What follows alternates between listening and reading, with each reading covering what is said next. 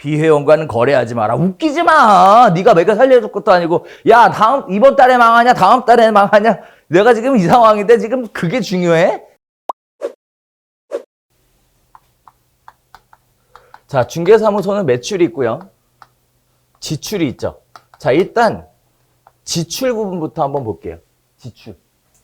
자, 중개사무소 오픈 안 하신 분들도 관련된 내용들을 잘 들어보시면 아, 중개사무소가 저렇게 운영되고 굴러가고 있구나 라는 걸 이해해 보실 수 있어요. 중개사무소의 지출에 가장 많은 비중을 차지하는 게 뭘까요? 인건비예요. 인건비예요. 인건비. 인건비에는 딱 두 종류의 인건비가 존재합니다. 하나가 뭘까요? 개공의 인건비. 그 다음에 직원의 인건비예요. 그럼 직원은 두 종류가 있죠? 소공이 있고 보조원이 있죠? 네, 인건비가 있어요. 네. 자, 개공도 사실상 경영학적 관점에서 보면 인건비 맞아요. 인건비 맞아요. 그런데 이제 문제는 개공이 돈을 가져갈 때, 벌어서 가져갈 때, 집에 생활비로 쓰실 때 매월 일정 금액을 따박따박 급여처럼 가져가요? 아니면 수익이 많이 나오면 많이 가져가고 적게 나오면 이렇게 허리띠 쫄라서 조금 가져가고 그래요? 그죠? 얘는 고무줄이야, 고무줄. 정해져 있지 않다는 거지. 자, 그런데 직원의 인건비는요? 이건 두 종류가 있어요. 두 종류가. 하나는 기본급이 있으면서 실적으로 구성되어 있는 사람이 있죠. 자, 그다음에 또 하나는 실적으로만 구성되어 있는 사람이 있어요. 이 두 종류의 고용 형태를 띠고 있죠.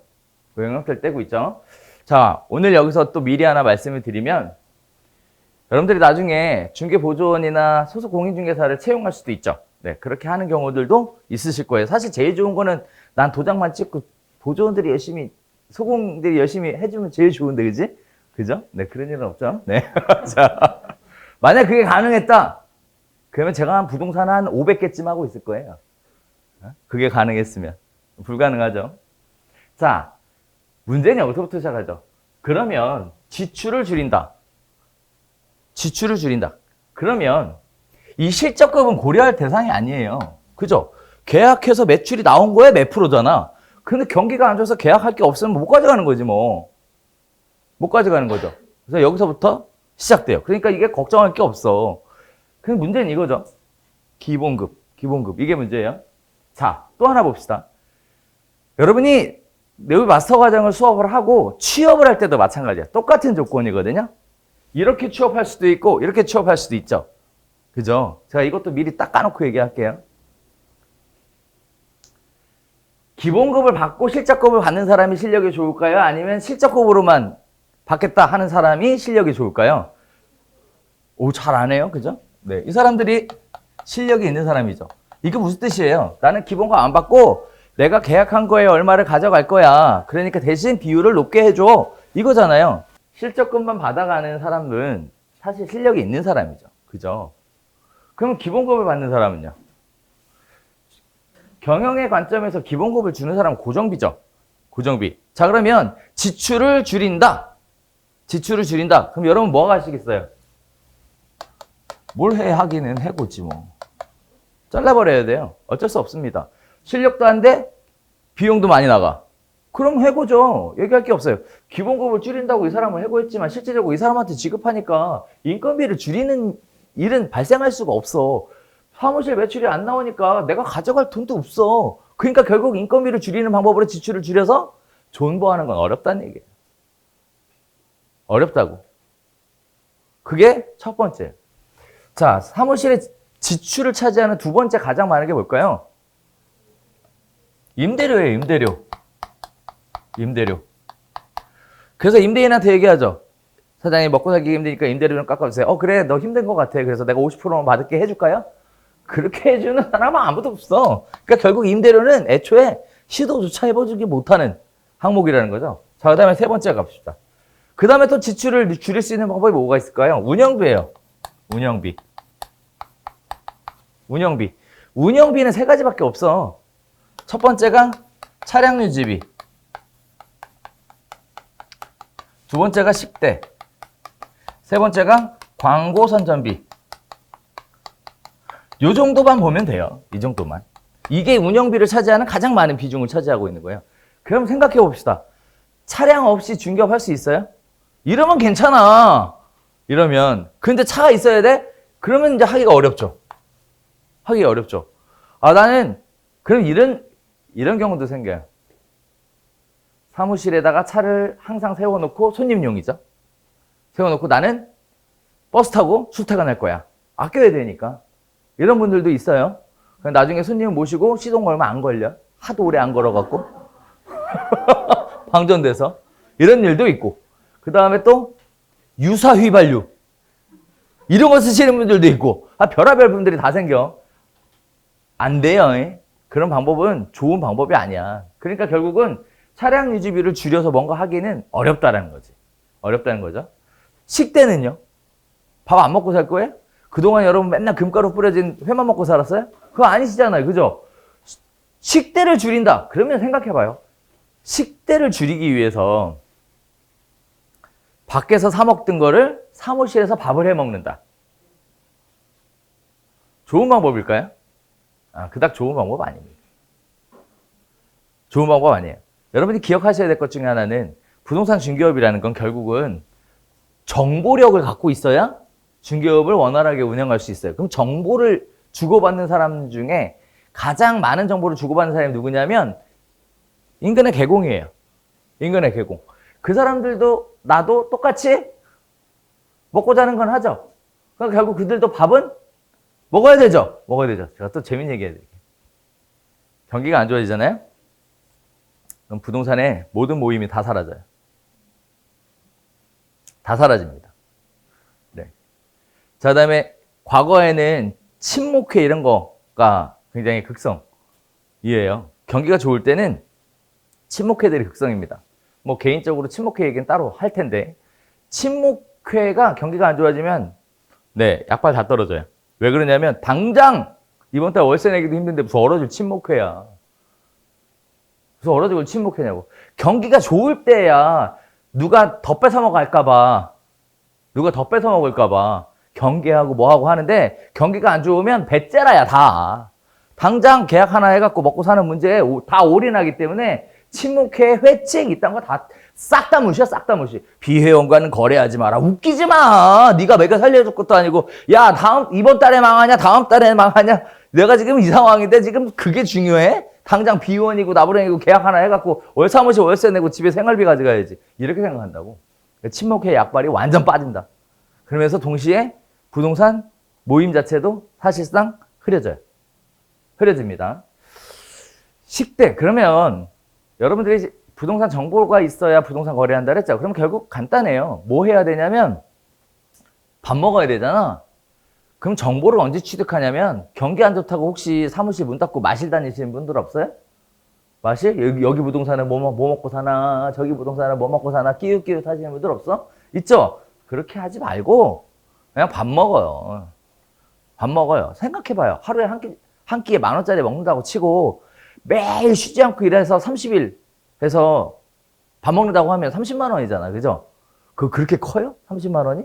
그 다음에 가끔 하나씩 사줘. 그러면 그 사람도 사람이면 지도 사. 그러니까 결국은 내가 한번 사고 그 사람도 한번 사고. 이러면 결국 30만 원이야. 결국. 그죠? 그 사무실에 밥 해 먹으면 10만 원? 네, 그러면 20만 원 차이네. 그죠? 그거 갖고 크게 달라질 거 없다. 그래서 할 수 있으면 점심시간에는 나가서 인근 부동산 사장들이랑 밥 먹으면서 차라리 정보 교류도 하고 그리고 친목 도모도 하시고 요렇게 해라. 그러니까 결국 식대로 줄일 수 있는 부분은 거의 없는 거죠. 거의 없는 거예요. 자, 그러다 보니까 지출을 줄인다에 있어서 많은 분들이 가장 많이 사용하는 게 이거야. 광고 선전비. 광고비를 줄인다. 이거예요. 광고비를 줄인다.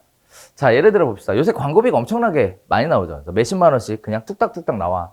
그래서 뭐 네이버 광고도 해야 되고 무슨 뭐 직방도 해야 되고 뭐 교차로도 해야 되고 뭐도 해야 되고 뭐 엄청나게 많이 나오는데 자, 광고 선전비를 줄인다. 이거 관련돼서 먼저 이렇게 말씀드릴게요. 내가 월 1,000을 벌었어요. 월 1,000을. 그런데 이 1,000을 벌 때 광고비로 월 100만 원을 지급을 했어. 그러면 10%의 비용을 광고비로 지출을 했죠. 광고비로 지출을 했죠. 그럼 예를 들어 볼게요. 내가 광고비로 100만 원을 지불했기 때문에 1,000만 원의 매출을 낼 수 있었던 거죠. 그랬던 거야. 그랬던 거. 그러면 생각해 볼게요. 매출이 줄어서 반토막이 나서 500이 됐어. 500이 됐어. 그러면 광고비도 50으로 줄일까요? 이게 망조야, 망조. 이렇게 가면 망해. 망한다고. 왜? 광고를 줄였으니까 매출은 더 줄어들 거거든. 매출은 더 줄어들 거야. 그 다음 달에는 300. 그 다음에 30? 광고 대상은 바뀐 적이 없는데? 바뀌질 않았는데? 광고비가 인하된 적이 없는데? 이런 식으로 접근하시면 망한다. 그럼 결국 뭐 해야 되냐? 광고 선전비는 사실은 매출이 안 나올수록 늘려야 돼요. 늘려야 돼. 그래야 그 늘린 부분들이 매출이 올라가도록 영향을 준다고. 그러면 한없이 늘릴 거냐? 한없이 늘릴 거면 제일 좋은 건 뭐 TV 광고 하면 되겠죠. 그죠? 그죠? 기둥뿌리 뽑아가지고 저 8시 뉴스하기 전에 맨날 때려. 자, 안 되죠? 그렇게 한다고 해서 매출이 한없이 올라갈까요? 아니에요. 이 한계 곡선이란 한계점을 갖고 있죠. 한계점을 갖고 있어요. 얘는 기본적으로 이게 광고비고 얘가 매출이라고 하면 광고비를 아무리 늘려도 매출은 요렇게 가요. 요렇게 간다고. 그래서 일정 부분이 넘어가면 광고비를 늘린다고 해서 큰 효과가 없어. 없어. 왜 그럴까, 이것도? 왜 그럴까? 이게 중개사무소가 가지고 있는 서비스 지역성 때문에 그래요. 지역성. 내가 광주에 있으면서 서울에 있는 부동산 중개할 수 있어요? 없죠? 그러니까 안 되는 거예요.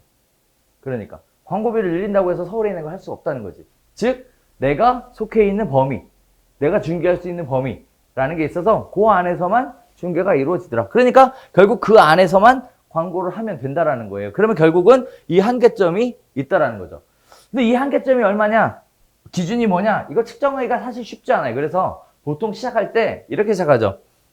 광고 선전비는 총 매출액의 10%를 기준으로 해야 돼요. 기준으로. 그런데 제가 생각해 볼게요. 총 매출액의 10%면 마치 부가세하고 똑같죠? 부가세하고 똑같죠? 그럼 생각해 봐요. 여러분 혹시 중개사무소 운영할 때 부가세 낼 때 어떤 느낌이었어요? 도둑놈 새끼들이 엄청 떼가죠? 그죠? 아, 간이과세자라고? 자, 도둑놈이 누구진 알죠? 저기 위에 있는 분들 있잖아요. 저기. 자, 그래서 사실 사무실 운영을 할 때 매출 관리를 하잖아요. 그럼 기본적으로 뭘 해야 되냐면 매출이 들어오죠. 그래서 예를 들어 100만 원의 매출이 들어오잖아. 그러면 10만 원은 부가세용으로, 부가세 및 소득세용으로, 그리고 또 10만 원은 광고비용으로 따로 빼놔야 돼요. 그래서 뭘 기준으로? 80만 원 기준으로 운영 및 배분이 이루어져야 돼요. 돈이 들어올 때마다 바로바로 빼놔야 된다. 이렇게 하지 않으면 나중에 목돈을 들여서 뭔가 하겠다? 이러면 진짜 뼈를 깎는 아픔이야. 뼈를 깎는 아픔. 그러니까 이거는 내 돈 아니다 이렇게 생각하고 가셔야 돼요. 자, 그런데 매출액이 계속 줄어들어. 그러면 여러분이 해야 될 건 뭐냐면 얘를 15%까지 늘려야 돼요. 오히려. 매출이 안 좋으면 광고비를 오히려 증가시켜야 된다고. 한없이 늘리는 건 의미가 없고요. 매출액이 15%면 더 늘리면 유지가 안 돼. 유지하기가 어려워요. 그래서 15%까지 늘려서 운영을 해야 한다. 여기까지가 기본이에요. 그러면 광고 선전비를 줄이는 건 바보 같은 일인 거죠. 매출이 줄어들어서 운영하기가 어려워서 버티려고 광고비를 줄여서 버티겠다. 이러면 가장 바보 같은 일이에요. 바보 같은 선택. 오히려 광고비는 늘려야 되는 거죠. 그러니까 결국은 광고 선전비를 줄이는 것으로부터 지출을 줄이는 방법은 해결 방법이 아닌 거예요.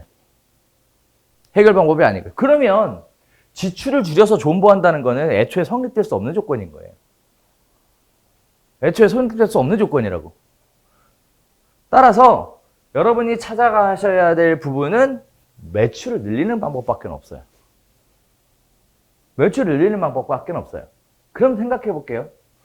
매출을 늘린다라는 것을 공격이라고 얘기하면 지출을 줄인다라는 것은 방어잖아요. 그죠? 그죠? 경기가 안 좋으면 지킬 게 없어. 지킬 게 없다고. 그러니까 뭐만 필요하냐? 공격만 필요한 거죠. 그래서 저는 개인적으로 제가 2012년도 부동산 경기 안 좋았던 최악의 안 좋았던 시기가 2012년도거든요. 2012년도에 뭐라 그랬냐면 공격이 최선의 방어입니다. 공격이 최선의 방어입니다. 라고 얘기를 하죠. 그렇게 얘기를 해요. 그래서 네오비에는 무슨 일이 생기냐?